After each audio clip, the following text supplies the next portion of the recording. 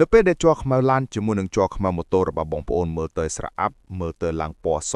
បងប្អូនប្រកាសជាមានអារម្មណ៍ថាម៉ូតូហាក់បីដូចជាចាស់យ៉ាងចឹងទោះបីជាបងប្អូនលាងប៉ុណ្ណាក៏នៅតែមិនខ្មៅស្អាត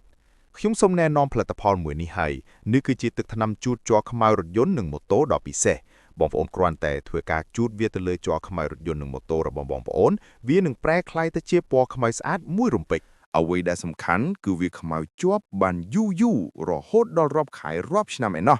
ចំណាយតែម្ដងស្អាតបានរហូត